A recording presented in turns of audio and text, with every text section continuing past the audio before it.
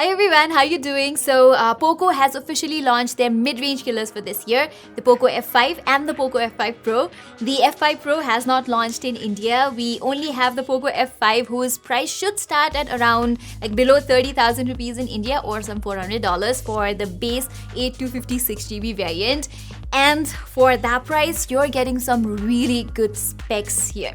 Like you get the powerful Snapdragon 7 Plus Gen 2 processor, you get a 12-bit AMOLED screen, OIS cameras, so yeah, some really good stuff right here. So let's unbox this phone right away. Actually, I've already unboxed this phone like 4 days ago. But I'm doing it again for the unboxing experience. So this is sort of a mini review and not my full review. Okay, so yeah, I have this black color variant, and you also get this phone in other two color options, white and blue. And personally, I love the white color variant. I think it looks very appealing, but this one is nice too. Anyway, what do we get inside the box? We have the regulars, the SIM ejector 2. We also have a quick start guide, a transparent case, very generic looking, and then what do we have? The 67-watt fast charger, which takes this phone from 0 to 100% in about like 45 minutes. And we have our regular USB Type-C cable. Okay, so let's talk about the design, and I have to say that I really like it. It's light, it's thin, it is plastic at the back, but it does not feel that cheap, so I'll tell you that. Besides that, something that you have to know is that this phone catches scratches really easily. I've been using this phone without a cover for like 4 days, and there are visible small scratches here. And also this black color variant catches smudges very easily, so a cover with this device is a must. Something great to see here is the 3.5mm headphone jack, and the Poco F5 also has IP53 splash protection, so that is nice. The buttons on the side are not the most tactile, but the fingerprint sensor here works really well. And yeah, overall this design is quite minimal, and for the price it is good, so I don't have many complaints on the design part. Okay, so display. In my experience, it's the best thing about the Poco F5. I will actually go as far as to say that this is definitely the best display in its price range. I mean, look at the bezels on this thing. They're almost non-existent. I actually have the Galaxy A34 and the Galaxy S23 Ultra side by side, and you can see that the Galaxy A34 has mad bezels, whereas the Poco F5's bezels are actually very close to that of the Galaxy S23 Ultra. So this is really impressive. And not just the bezels, I found the overall quality of this display to be really good. It's a 12-bit AMOLED display. It has 100% DCI-P3 color coverage, Dolby Vision, HDR10+, you just name it. It also gets plenty bright, so you get an almost flagship level display here, and I am really happy about that. For the audio, you get a stereo speaker setup here, which are actually decent for the price, but nothing extraordinary. Don't expect a flagship level experience here, but if you watch a lot of movies, especially on OTT platforms like Dolby Vision content, you will get a good enough experience on this phone. And pair that with the Snapdragon 7 Plus Gen 2 chip, DDR5X RAM, and UFS 3.1 storage that this phone has, you get a really good deal here. This is actually the first Snapdragon 7 Plus Gen 2 smartphone that I have tested, and I have been extremely satisfied with its performance. Its CPU performance is actually on par with the 8 Plus Gen 1 phones, which are very expensive. In fact, let me show you something to help you understand better. So here I have the OnePlus 11R with the Snapdragon 8 Plus Gen 1, and if you see the CPU architecture, the Snapdragon 7 Plus Gen 2 actually has a very it has the same CPU architecture. The only thing that's different here is the frequencies, where the Snapdragon 8 Plus Gen 1 has higher frequencies. So that is the only difference, and you can say that the Snapdragon 7 Plus Gen 2 is actually a slightly underclocked version of the Snapdragon 8 Plus Gen 1. So with this, using the Poco F5 does not feel like I'm using a mid-range phone. It's really fast. And if you're not a heavy user, the performance here is as good as a flagship phone. Its 120Hz refresh rate is also quite optimized. Apps here open really fast and it has good haptics too.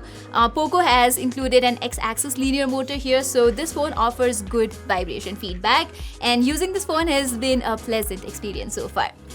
Now, whenever we talk about Poco, gaming is the first thing that comes to mind, and with the new chipset and everything, I was quite excited to know how well it performs in my gaming test.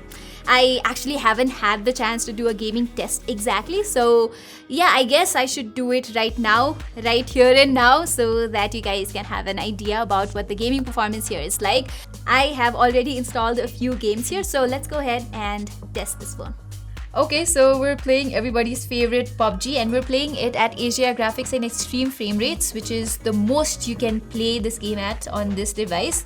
And if anyone's wondering how we do game tests here at GadgetByte, this is exactly how we do it. We use an app called the Gamebench Pro, and here you can see how stable the game is. You can see the FPS, everything real time, so it's a great measure to, you know, test games. And okay, so yeah, so when talking about the gaming experience, well, it is fairly smooth even at the extreme of graphics that there is. I'm getting like 60 FPS, very stable 60 FPS, no frame rate jitter or anything as such. Okay, so something else that you have to know is that the Snapdragon 7 Plus Gen 2 actually has a different GPU than the 8 Plus Gen 1. The 7 Plus Gen 2 has the Adreno 725, whereas the 8 Plus Gen 1 has the 730, so gaming performance will be slightly better on the 8 Plus Gen 1. However, in PUBG, I'm getting extremely stable experience. So yeah, and the device is not like heating up so bad either. It's only been like a few minutes into the games, and this is not a very demanding game either, so yeah, there's that. But the gameplay experience is extremely smooth. Someone's trying to kill me. Oh no. Okay, Injustice 2, let's see how much FPS we get. We've started at 89 FPS and the gameplay is very stable. That I will give. Oh no. It seems like it does not support more than like 90 FPS gameplay in this game. I guess it's because the Snapdragon 7 Plus Gen 2 is a relatively new chipset that they've not been able to optimize all the games to run at higher FPS. But yeah, 90 FPS, good enough, not bad. Maybe with future software updates, you will get more FPS in different games. Okay, I am dying. And victory! Alright. Okay, so switch to Genshin Impact, and this is a very demanding game, so yeah, it will really tell us how this chipset performs. I'm playing at the highest settings but at 30 FPS because even though this is a very good chipset, this is a very demanding game, so I don't think it'll be able to handle that. Right now, I'm getting extremely good FPS. In fact, I'm getting like more than 30 FPS right now. And something that I really appreciate is that the touch response in here is very nice. Apart from that, the best thing is that I can even plug in a headphone jack if I want to, so I like having that option. And if you're a gamer, I think you feel the same way. Okay, so the FPS stability is quite nice, and FPS numbers are also quite nice. Alright, so I've been playing this game for around 10 minutes now, and yeah, with such a heavy game, devices are actually prone to heating a lot, but Poco says that to cool the device, they have included a 3725mm square vapor cooling system with 14 layers of graphite sheets. And there is also something called diversion groove, which Poco says that helps with overall heat dissipation. As a result, the device has not gotten significantly hot. I remember testing the Xiaomi 13 Lite, and within 5 minutes into the game, it would heat up crazily. So yeah, good performance, good stability, FPS stability as well, and overall good experience while gaming. This is a very heavy game. So yeah, quite satisfied with the gaming experience until now. Okay, let's go fight some monsters. Die, monster, die. Oh no. So what about battery then? Well, the Poco F5 fares well in this aspect too. It has a 5000 mAh battery that can easily last for an entire day, so no complaints on that front as well. As for the software, it comes with Android 13, which I am quite happy about because if you look at recent mid-range Xiaomi phones, they have been shipping with Android 12, which is not very inspiring. In terms of update policy, you get 2 years of OS and 3 years of security updates here, and the security updates are quarterly, so you will get security updates every 4 months on this phone. And I think updates is one area where Poco needs to improve. I mean, brands like Samsung provide 4 years of OS and 5 years of security updates in phones like Galaxy A24 that cost $200. So maybe if not 4 years of OS updates, 3 years OS update should be a thing for a device in this price range. In terms of UI, you get a few bloatware apps here. These are the bloatware apps that you get, but you can uninstall most of them, so I would not complain so much about it. But I definitely think that MIUI overall needs like a revamp. Okay, so far so good, but something I thought was average on the Poco F5 is its camera. Don't get me wrong, it's not a bad camera phone. This phone comes with a 64 megapixel OmniVision OIS camera that clicks decent pictures, but the output is not consistent in all scenarios. Sometimes it shoots good pictures, sometimes it doesn't, so it's not really consistent. As I said, it has an okayish ultra wide angle camera too. I actually got time to compare it with the Samsung Galaxy A34 for a day, and I found that the A34's output is more consistent in terms of dynamic range and contrast. But again, I don't think that in this 30,000 price segment you get extremely good camera performance. So for casual photography, the Poco F5's output is good enough.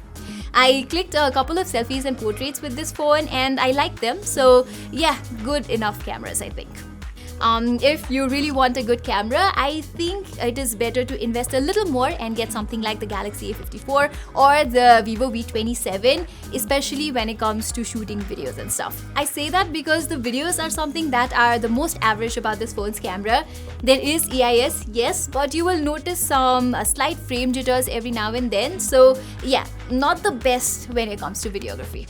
Okay, so time to wrap up this video, and I think the Poco F5 is a competitive device for the price. It comes with a good design. The display is the best in this price segment. It's almost flagship level.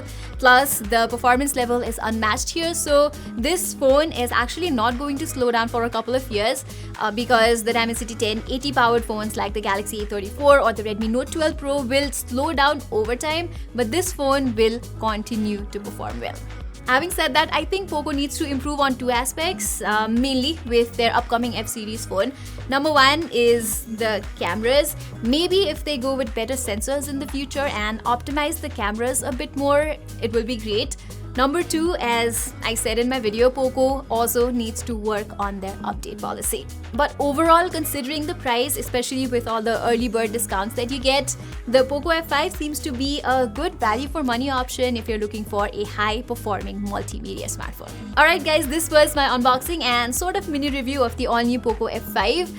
If you like this video, don't forget to give it a thumbs up, and while you're there, don't forget to subscribe for more tech videos like this. Till then, I'm Pratima and I will see you in my next video.